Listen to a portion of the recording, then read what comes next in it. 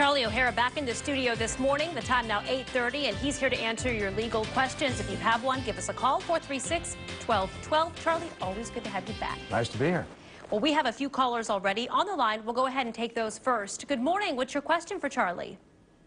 Hi, Charlie. I had a PFA put against me a little over a year ago from my son's mom regarding her and my son. I did show up to the hearing early and on time. Ed, who calls the roll call on the first floor, called the docket. She was not there. They went through second call. She was again not there. I was told that my case would be thrown out because she did not proceed and she was not there. I left the courthouse. 40 minutes later, I was told that she showed up and walked out with a verdict in her favor.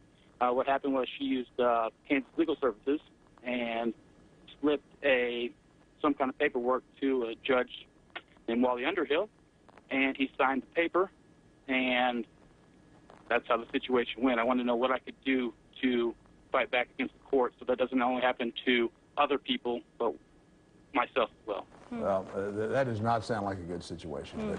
But what he's talking about is a protection from stalking or protection from abuse that you can file against people, and then there's a court proceeding that's heard usually by a pro tem judge, not an actual district court judge, but a judge that's been appointed just to hear those things, and he was referring to Judge Underhill.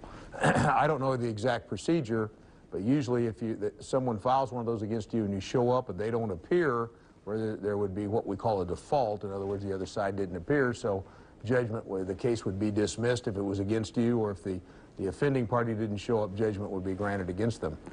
Kansas Legal Services is someone that represents people without very much money, and they come in to represent the indigent or the poor people. So they would have been involved in this too. And it sounds like after the gentleman that called had his case dismissed and everything was fine, an attorney for Kansas Legal Services came in, evidently had some discussion with the judge, and they reinstated the judgment against the person that called. I think he needs to go back to court. He needs to explain the situation. That procedure isn't what should have happened. He should have been notified before that happened. He should have had a say.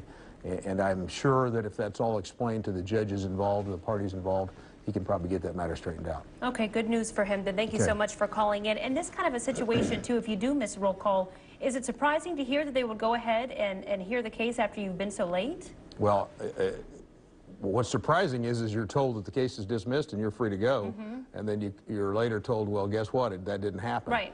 You should be notified. I mean, the due process of the constitutions of the state of Kansas and the federal constitution require you have notice of what's going on. You know what's going on. So if they reinstate it, you ought to at least be informed, and you ought to have a say in whether they reinstate it. They may have been fine to reinstate it and put it back in, but at least you should have been heard on whether they should or not. Okay, thank you, Charlie. We appreciate you calling in, and good luck with that. We have time for another caller this morning. Hi there, what's your question for Charlie? Yes, my neighbor went in for, they called him in for orientation to work during the Christmas holidays, and then they didn't go ahead and hire him because he's not really disability. He doesn't have disabilities, but yet he's kind of slow and stuff. He's a very good kid. I mean, is that legal? Well, when you ask if something's legal, that's a real complex question. I mean, whether or not they should have whether it's legal or not, whether they should have hired him are probably different questions. I don't know all the specifics. I don't know what he went in for. I don't know whether they hired him first and then fired him because he was slow, or whether they brought him in to see if he would work in the job that they had. I mean, if you're slow, you should be able to have certain kinds of jobs. Obviously, there's other jobs you're not going to be qualified for. So it all kind of depends on the circumstances. So there's no real way to answer that. The circumstances control, but it seems only fair that if you bring somebody in and talk to them and tell them you're going to give them a job, if that's what happened, and then you don't hire them because of a disability. So there are some protections, though. There are, but it depends on the job. I mean, obviously, if you're not qualified to do the job for some reason, they can't be required to give you the job. Okay. I mean, if you don't have a driver's license, you can't be required to drive a truck around town, for instance. Okay. So there are things that prevent that. So you may want to look into this more so that they can find out the exact circumstances. Yeah, I mean, I can't really say whether it's legal or not. All I can say is that she really needs to look at the circumstances of that situation to determine what happened. Okay. Thank you, Charlie. Thanks again for coming in. You. Have a good week.